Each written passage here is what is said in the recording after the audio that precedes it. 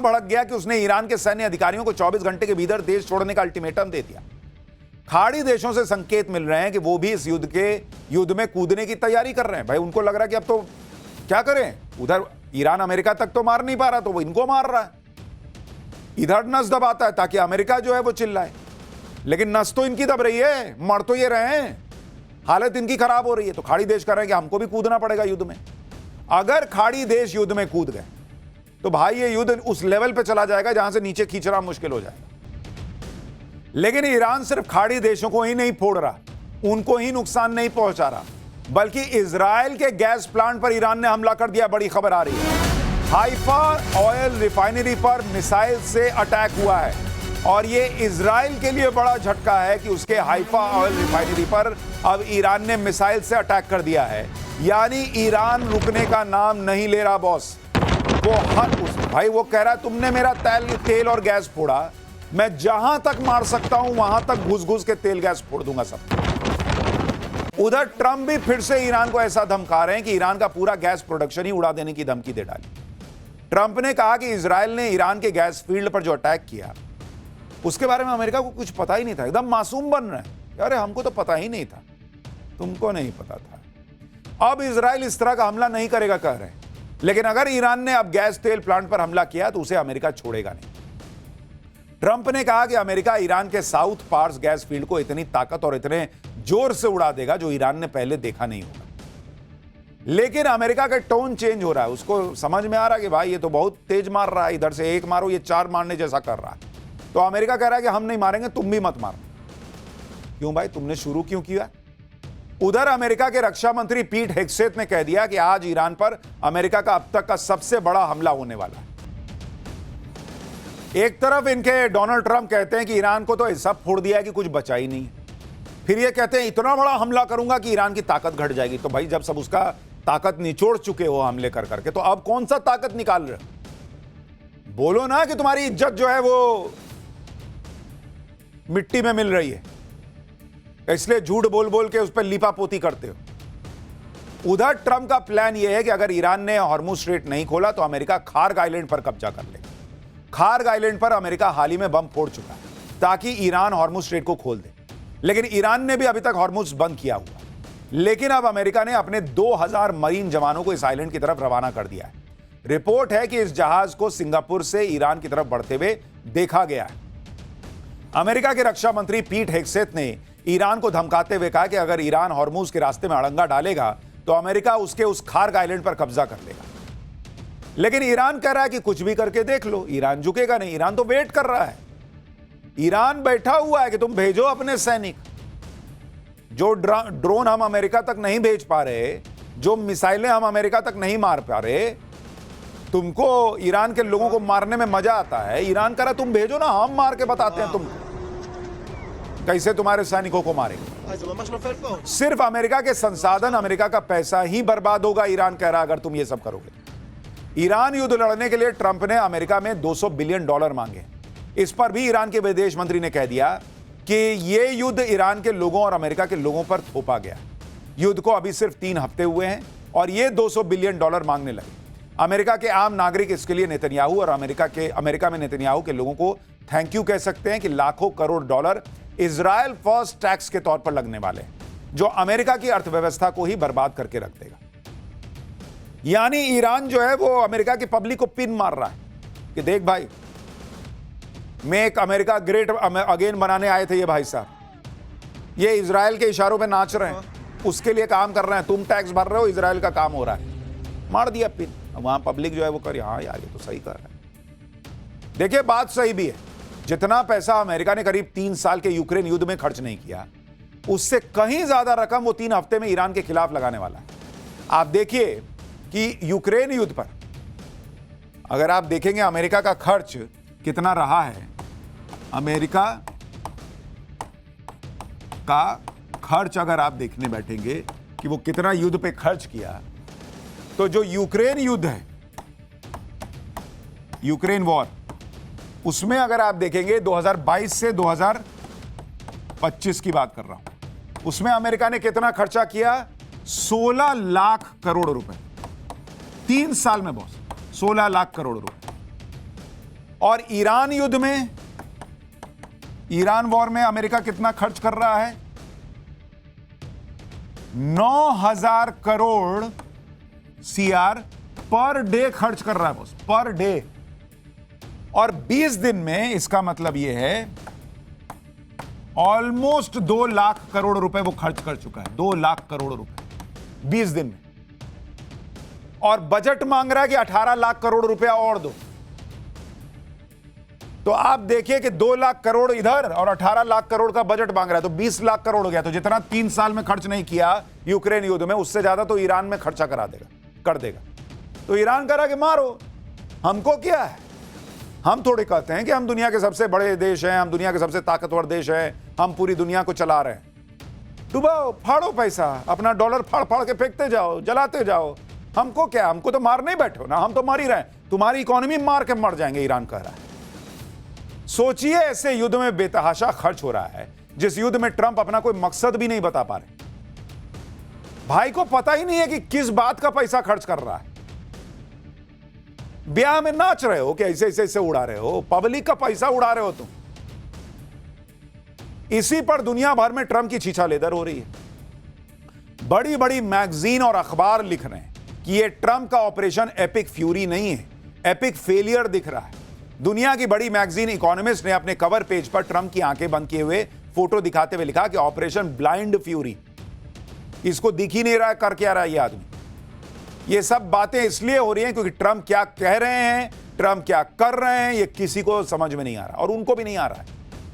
Trump जिस रूस के तेल से सबसे ज्यादा नफरत करते थे, उस तेल पर दुनिया से कह दिया कि जाओ जाके खरीद लो। ईरान के जिस तेल पर अमेरिका ने सैंक्शन लगा रखा था, अब अमेरिका उसके बारे में क्या कह रहा है सुनिएगा, आपका दिमाग हिल जाएगा। कह रहा है कि उस पे से भी सैंक्शन हटा देंगे, जो समुद्र में ईरान का तेल खड़ा है, जहाज में पड़ा है, कह रहा है उस पे से भी सैंक्शन हटा देंगे, वो भी ले लो। क्या हालत हो गई तुम्हारी अमेरिका, क्या हालत हो गई है सोचिए। रूस को मारने चले थे, रूस को मार नहीं पाए। रूस यूक्रेन युद्ध रुकवाने चले थे, वो रोक नहीं पाए। चाइना को डैमेज करने चले थे, वहां जिनपिंग हंस रहा है क्या किया ये आदमी। और यहां ईरान से लड़ रहे हो और दुनिया से कह रहे हो कि ईरान का तेल भी खरीद लो भाई। ऐसा तो उसी एक जानवर के साथ होता है जो अपना पूंछ पकड़ने के लिए गोल गोल घूमता, पकड़ नहीं पाता। वही अमेरिका का हाल हो गया। अगर ट्रंप ऐसे ही युद्ध बिना मतलब के खींचते रहे तो फिर दुनिया में हाहाकार मच जाएगा, क्योंकि बात सिर्फ तेल और गैस की नहीं है। अगर आप ओवरऑल दुनिया के हालात देखेंगे तो खाड़ी देशों से आने वाले फर्टिलाइजर की कमी की वजह से फूड क्राइसिस को खतरा है। 4.5 करोड़ लोगों के भूखमरी की चपेट में आने का खतरा है। कई एक्सपर्ट यह दावा कर रहे हैं कि अगर युद्ध 10 दिन और चल गया ना तो ग्लोबल रिसेशन आने का डर है, मंदी आ जाएगी दुनिया में। जब यह युद्ध शुरू हुआ तब से ग्लोबल स्टॉक 4.5% गिर चुके हैं। वर्ल्ड जीडीपी को 4 से 5% का झटका लगने का खतरा है। दुनिया भर में ऑयल और गैस के दाम बढ़ रहे हैं। युद्ध का इंपैक्ट ऐसा पड़ रहा है कि ईरान के कल के अटैक के बाद यूरोप में गैस की कीमत 35% बढ़ चुकी है।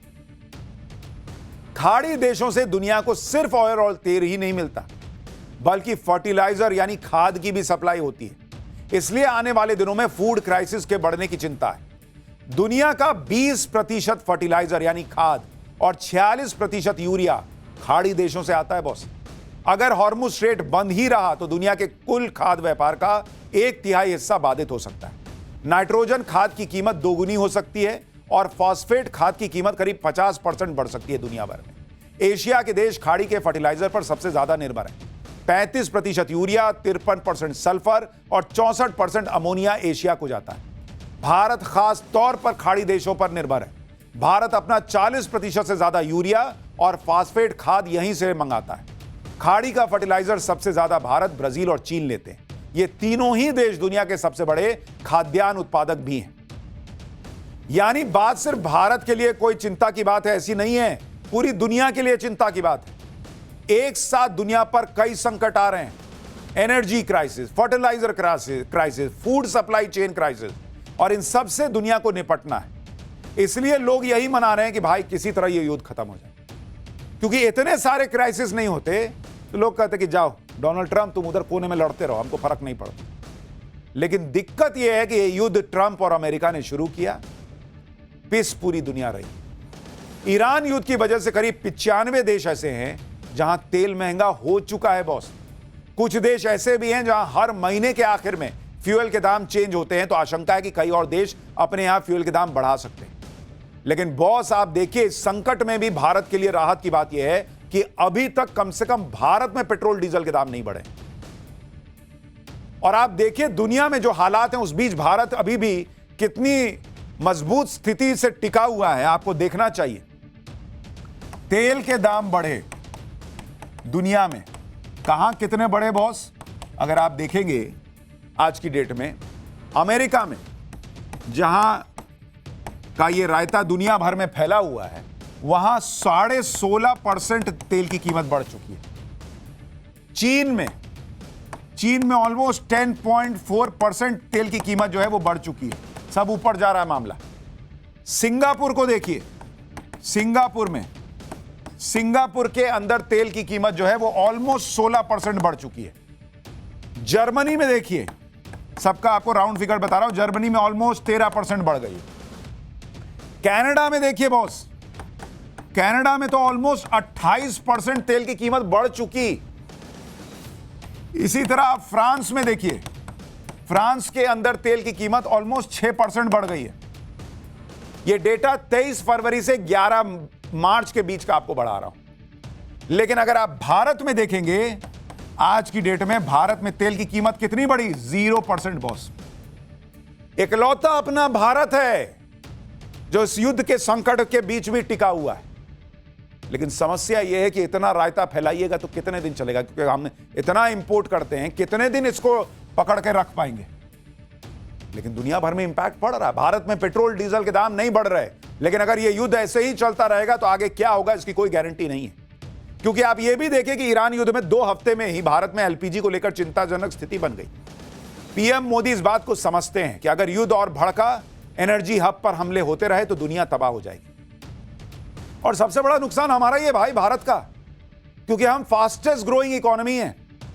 ये जितने चीन, अमेरिका, ये सारे डेवलप्ड कंट्रीज हैं, विकसित राष्ट्र हैं। हम डेवलपिंग नेशन में आते हैं। हम डेवलप्ड कंट्रीज में जाने के लिए लड़ाई लड़ रहे हैं, उसके लिए जद्दोजहद कर रहे हैं। ये हमारा समय है, इसकी बात कर रहे हैं। और उस वक्त ये रायता फैला दिया ट्रंप ने, और हम फंस गए बीच में। इसलिए प्रधानमंत्री मोदी ने भारत के हितों को सुरक्षित करने और युद्ध की चिंगारी को ठंडा करने के लिए कूटनीतिक प्रयास तेज किए हैं। कल और आज में पीएम मोदी ने कुवैत, ओमान, जॉर्डन, फ्रांस और मलेशिया के नेताओं से बातचीत की है। पीएम मोदी ने एनर्जी इंफ्रास्ट्रक्चर पर हमले की निंदा की है और तनाव को घटाने की लगातार अपील कर रहे हैं। प्रधानमंत्री मोदी ने डायलॉग और डिप्लोमेसी से शांति और स्थिरता पर जोर दिया है। ओमान के सुल्तान से पीएम मोदी ने स्ट्रेट ऑफ हॉर्मुज पर बात की है। स्ट्रेट ऑफ हॉर्मुज से बिना किसी रुकावट और सुरक्षित आवाजाही पर पीएम मोदी ने जोर दिया है। यानी पीएम मोदी अपनी डिप्लोमेसी के जरिए पूरा जोर लगा रहे हैं कि किसी तरीके से यह युद्ध रुके और भारत और दुनिया जो है वो इससे निकल सके। स्ट्रेट ऑफ हॉर्मुज का खुलना सिर्फ भारत नहीं, दुनिया के लिए जरूरी है। आज ही सरकार की तरफ से बताया गया है कि कैसे हॉर्मुज स्ट्रेट के बंद होने से सप्लाई चेन बाधित हुई है। साथ ही जो समुद्री रास्ते से व्यापार होता है उसकी कॉस्ट भी बढ़ गई है। सुनिए एक बार। स्ट्रेट ऑफ हॉर्मुज के क्लोजर से मैरीटाइम लॉजिस्टिक डिसरप्ट हुए हैं। शिपिंग लाइंस और इंश्योरेंस ने एडिशनल वॉर रिस्क प्रीमियम को बढ़ाया है, वॉर रिस्क सरचार्जेस को बढ़ा दिया और इमरजेंसी कंफ्लिक्ट सरचार्जेस बढ़ गए हैं। लॉन्ग रूट्स की वजह से लॉजिस्टिक कॉस्ट बढ़ी हैं, व्हीकल डाइवर्जन हुए हैं और साथ ही हाई इंश्योरेंस प्रीमियम और कंजेशन एट ट्रांसशिपमेंट हब्स उन पर्टिकुलर पोर्ट्स पर देखा जा रहा है सर। और इसीलिए आपको याद होगा कि पाठशाला में हम आपको डे 1 से कह रहे हैं बॉस, ये कह देने से कि ना कुछ है ही नहीं, सब बढ़िया सब बढ़िया सब बढ़िया नहीं है, बोलने से नहीं होगा। यह है कि भारत जिस तरीके से अभी तक उस इंपैक्ट को झेल रहा है, पब्लिक तक नहीं जाने दे रहा है तेल की कीमतों को लेकर, वो कितने दिन रह पाएगा? क्योंकि एलपीजी को लेकर संकट तो खड़ा हुआ ही। आप डोमेस्टिक सप्लाई करते हैं तो आपको कमर्शियल रोकना पड़ता है, कमर्शियल कीजिएगा तो कहीं कुछ और करना पड़ेगा।